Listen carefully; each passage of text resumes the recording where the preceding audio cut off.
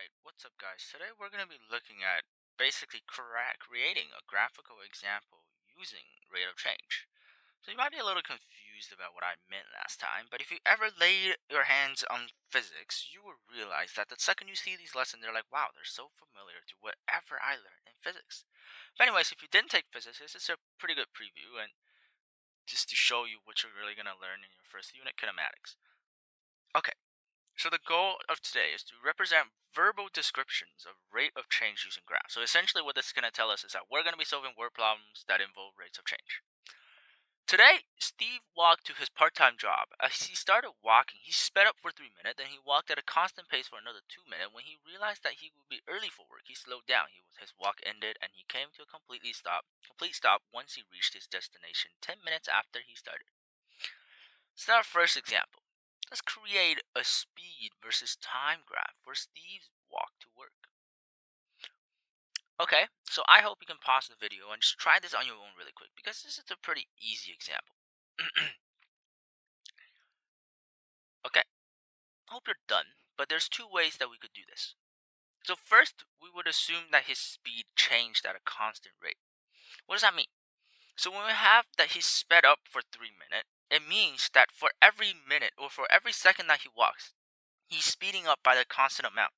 So let's say he's speeding up constantly by, I don't know, he's two kilometers per hour. That's a lot, or like 3 kilometers per hour. What is it? Whatever. But it doesn't matter. Eventually, on our speed versus time graph, if his speed is changing constantly, so let's have two examples. So um, change of speed at a constant rate, and then we would have not what I expected to do. We will have change of speed at a variable rate. So it's gonna change. Okay. So how are these different? So I hope you already graphed it. No matter which one you graphed, I hope you graphed one of them. But I graphed both versions for you. So this is the change of speed at a constant rate. So notice that during the time that he's speeding up, so from 0 minutes to 3 minutes, this is a constant slope. His slope is steadily going up. So he's somehow controlling his pace and only increasing his speed by such a little amount every single second or minute he walks. But we could also have that he's moving at a variable speed, in which that we will see that it looks like his speed was changing pretty slowly as he realized he's gonna be late. But then when he realized, oh, I'm gonna be so late, he sped up by so much from 2 minutes to 3 minutes, and the change that he had in 2 minutes, from 2 minutes to 3 minutes, is greater to the change that he had from 0 minute to 2 minutes. And now obviously same can be said about the decreasing part. So what can we conclude from these of the two graphs? Let's look at this constant speed graph first. So because Steve was speeding up, his speed increased as time increased. His speed increased at a constant rate. So the graph should be a straight line with a positive slope that begins at 0, 0 and ends at x equals to 3.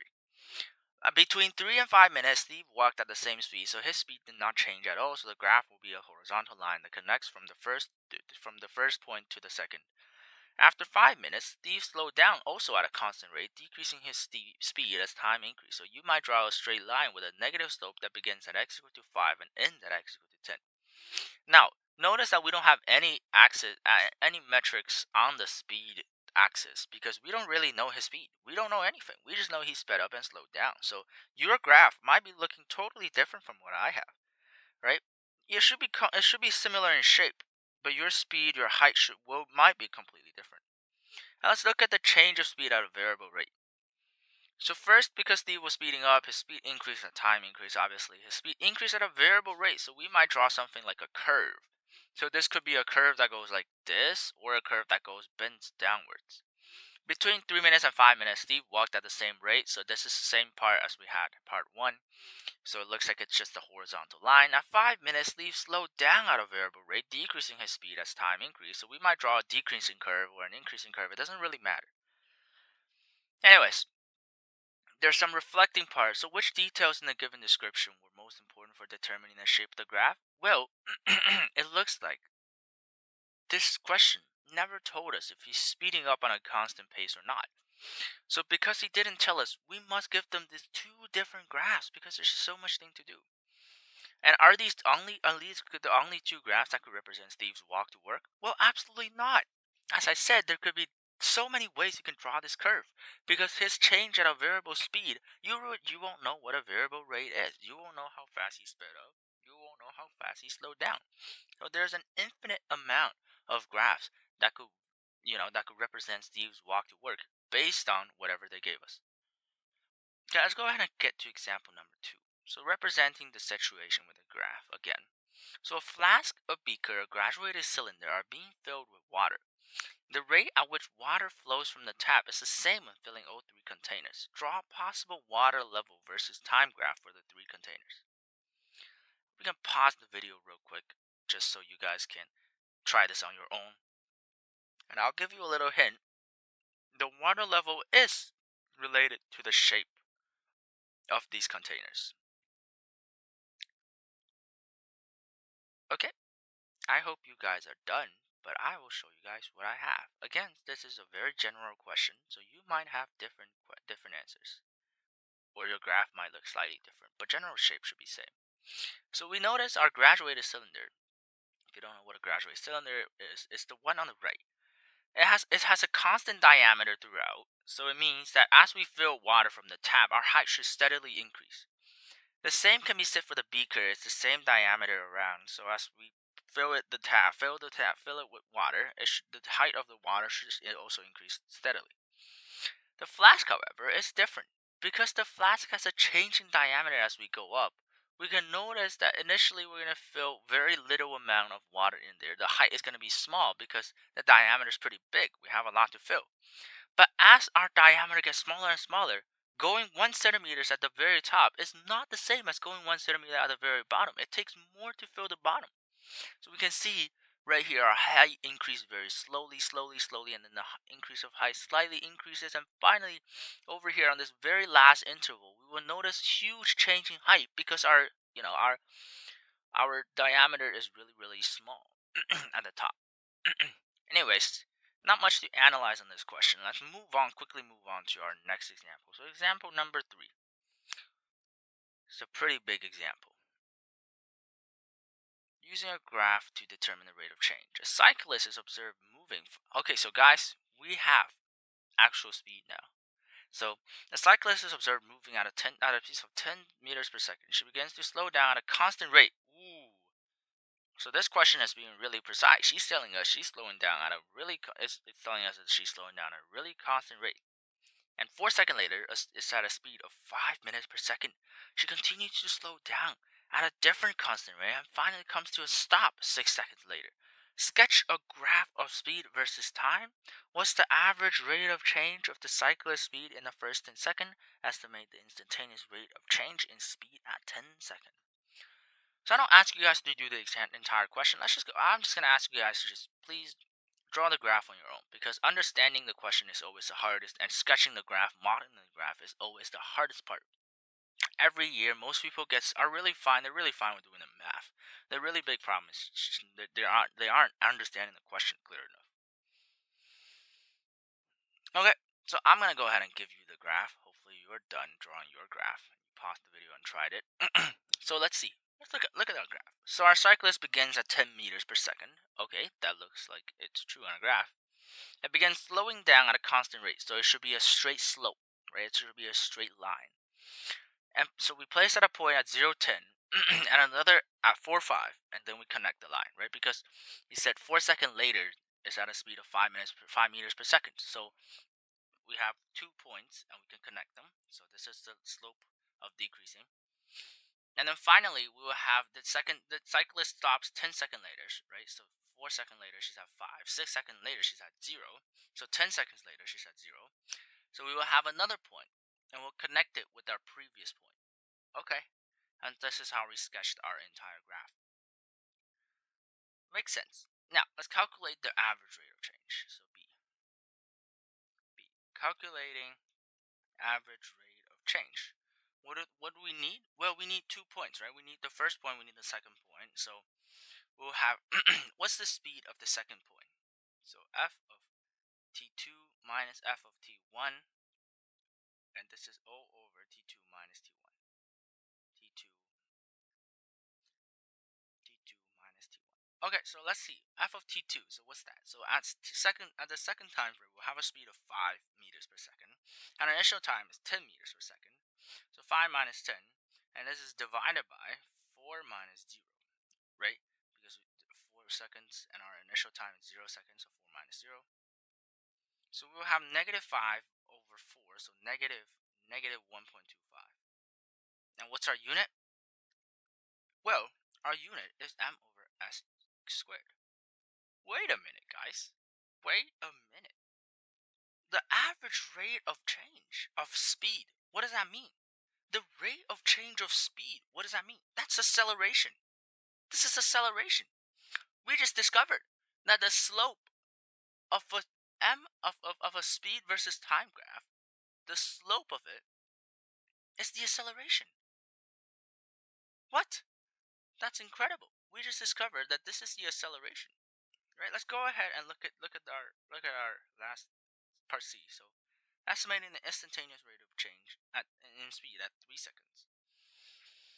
Okay, so let's go, since we do have this part, and we have the slope, right? We have the slope right here, which is negative 1.25 meters per second squared. So we have the slope.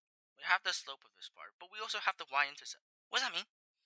That means, well, that means we can have a function that determines, this entire part, this equation. We can have an equation.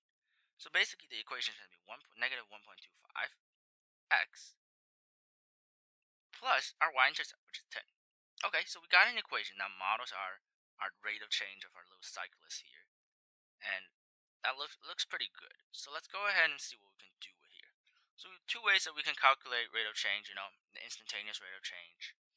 So I believe it was 2 lessons ago we talked about, we could have a midpoint, we could have 3 as a midpoint, so we could have the interval of 2.9 and 3. But we could also have the interval of, okay, let's just do that. So interval of less 2.9 less or equal to x less or equal to 3.1.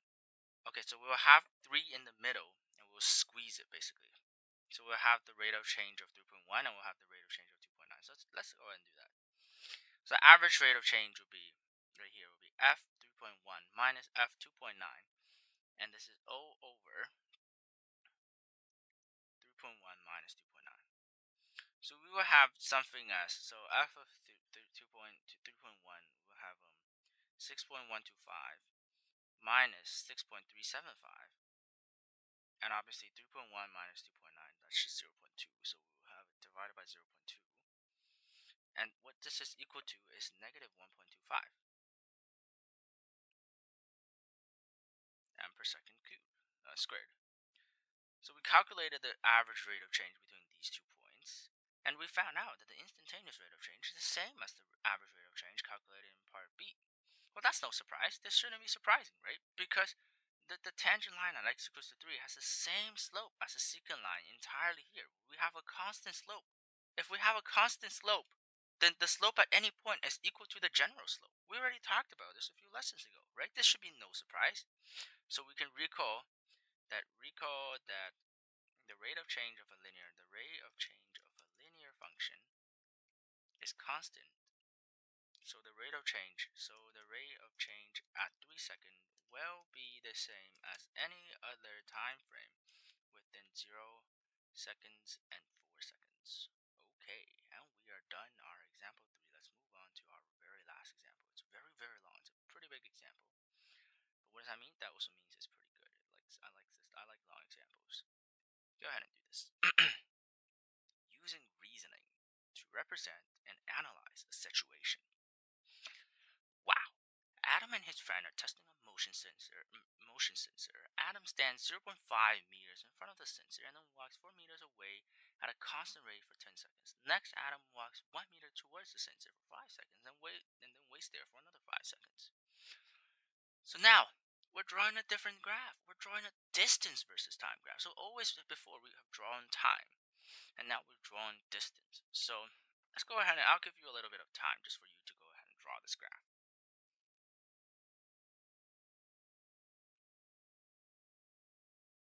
Okay, I hope you're done drawing the graph. I'll also be giving you guys a graph as well here. So we have this graph right here. So this is our distance, and distance as in the amount of distance that atom is away from the motion sensor. So originally atom is half a meter away, so the graph begins with a straight line, and then the graph immediately begins with a straight line because atom is walking at a constant speed. The graph has a positive slope because he's walking away from the sensor, and his distance increases. His distance from the sensor increases. Atom starts at 0.5 meters from the sensor, and then he walks 4 meters away at a constant rate for 10 seconds. So we will have 10, and then 0.5 plus 4, so 4.5. So it looks like we have our point here, so 10, 4.5.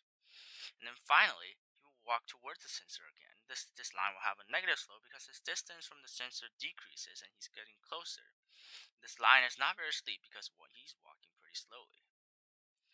Right, does he say that? No, he doesn't. But yeah, we can understand that is he walking slowly because he walks 1 meter towards the sensor for 5 seconds. So for that 1 meter took him entire 5 seconds, which is pretty crazy to me. But anyways, he's walking pretty slowly, and finally he's walking there. He's just waiting for another 5 seconds. So we draw this horizontal line to show that his distance hasn't changed for the entire last 5 seconds. Okay, sure. So what is the average rate of change in his distance for the first 10 seconds? Let's go ahead and do that. So we will have f of 10 minus f of 0 is O over 10 minus 0. So we'll have something f of 10. What's f of 10? F of 10 is 4.5, right? So time here, so 4.5. So 4.5 minus 0.5 over 10. So we will have 4 over 10, so 0.4. Therefore, atom's average rate of change in his distance in the first 10 seconds is 0.4. And don't forget our units, so meters per second. Let's go ahead and move on to question number C. So C, what is the instantaneous rate of change at t equals 1 and t equals 7? Wow, so we have 2. But what did we learn just, last example? We learned that during this linear part, during this straight part of our graph, the rate of change of any point is just equal to the slope, right? So we can conclude that because both of the tangent line at t equals 1 second and t equals 7 seconds have the same slope um as the original graph because the original graph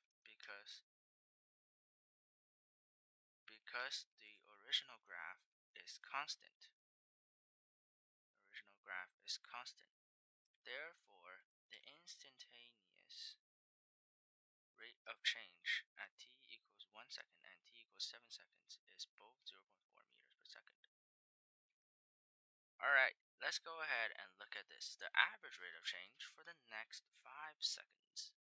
The next 5 seconds, hopefully you can see that it's the part where he is decreasing. So let's go ahead and do that. So f of 5 seconds, so 15, f of 15 minus f of 10 over 15 minus 10. So we will have 3.5 minus 4.5, which is just negative 1 over 5. So we will have something of negative 1 over 5, so negative 0.2. And make sure we don't forget our units, so meters per second. So therefore, atom's average rate of change is decreasing at a rate of 0.2 meters per second.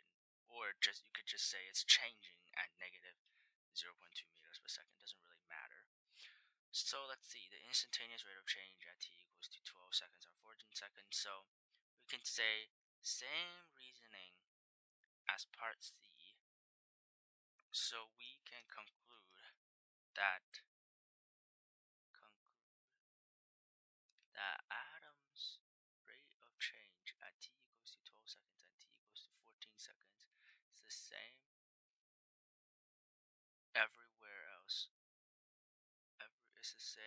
as the same as everywhere else. Within is the same as everywhere else in the interval. So it is 0.2 meters per second, negative 0.2 meters per second.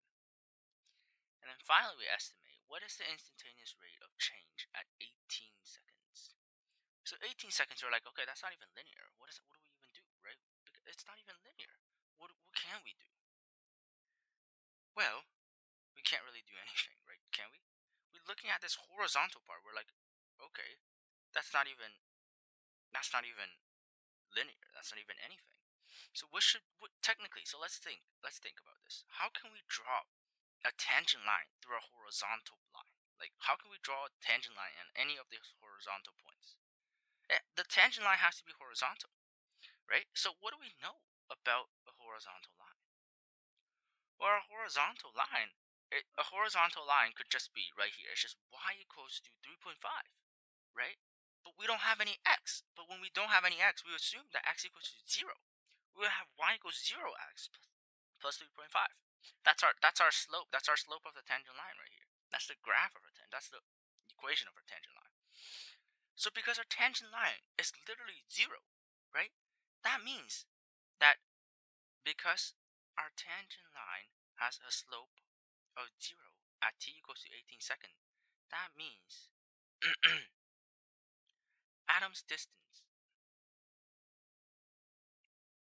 from the sensor is not changing at 18 seconds. That's very, very simple, right? Okay, and finally, let's look at this. Draw a speed versus time graph for Adam's motion sensor walk. I'll give you guys a few minutes, a few seconds just to do it on your own, so you guys are free to pause the video. But yeah, I will bring out the graph just now.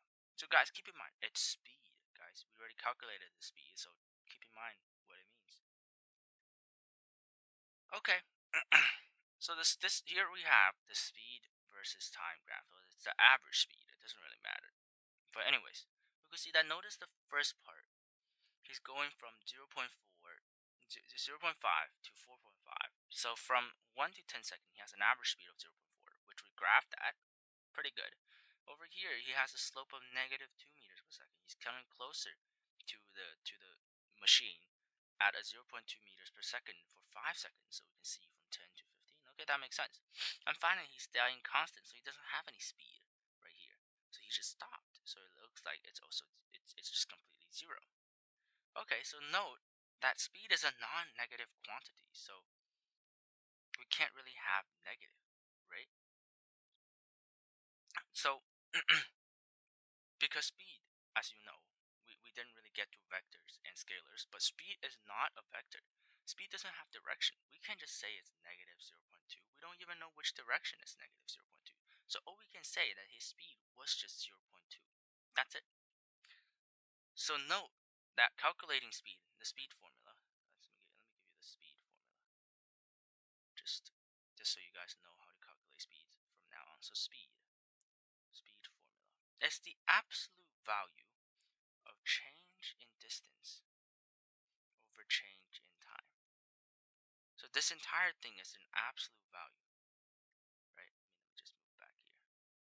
This entire thing is an absolute value, so we can't have negative speed. Hopefully you noticed that on the graph. Anyways, that is it for this entire lesson. Let's go ahead and look at our summary. Hopefully that gives us a good idea of what we learned in this lesson. And today we have a pretty long summary because we did learn a lot. So first, let's look at this. We will have our key ideas. In a problem that involves movement, a possible graph shows displacement, distance, height, or depth for whatever distance from time. Distance, height, or depth is the dependent variable and time is the independent variable. The rate of change in this relationship is speed. And here it shows our calculations for speed, so changing displacement over changing time. So delta d over delta t, right? On a displacement, distance, height, or depth versus time graph, the magnitude of the slope of a secant line represents the average speed on the corresponding interval. The magnitude of the slope in a tangent line represents the instantaneous speed at a specific point. As a result, by observing how the slope of the tangent line change at different point on the the graph will give us insight about how speed changes over time. So what do we need to know? Let me also paste that in. So we looked at our last example, and we kind of analyzed it. So we can see that when we have different type of slope, it indicates different things. So when we have a straight up positive slope, it looks like it indicates that as time increases, displacement also increases, and a negative slope means vice versa. So as time increases, displacement decreases. And finally, we'll have a horizontal line, which means that there's just absolutely no change in distance whatsoever against time. Okay, and now let's look at something over here. So this is another thing that we need to do. When the rate of change of speed is moving, it's changing. So we'll have variable speed, as example 1 has. So right here, we have this curve. And over here, we also have this curve. But anyways, we don't have it anywhere else. So when the rate of change of displacement or speed or anything is variable, an increasing curve means that the displacement increases as time increases.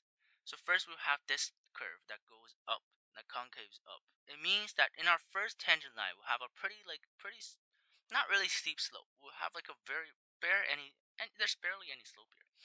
And then here, it looks like our slope has gotten a little steeper, and looks like over here, it's almost like, it's almost diagonal. And we can see that when we have a curve that bends down, the speed is decreasing as the time increases. So we have a very steep slope, not so steep slope, and finally a quite flat slope. And then a decreasing curve increases that indicates that displacement decreases as time increases. First, on our first interval, we have a very steep slope. So a steep slope means we have a lot of change, and then it gets pretty flat.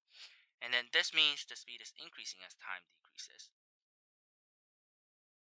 Right? So pretty big, a pretty flat slope, very steep slope, and this is almost a straight slope.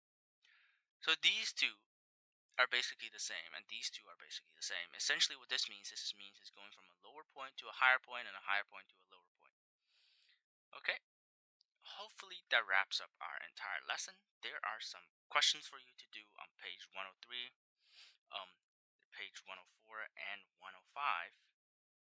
And 106, yeah, there's a lot of questions for you to do. There is 14 questions, so I hope you can actually do all of the questions this time, because this is a quite confusing unit. And in our next lesson, we will be solving problems that involves rate of change. Have a great day, guys.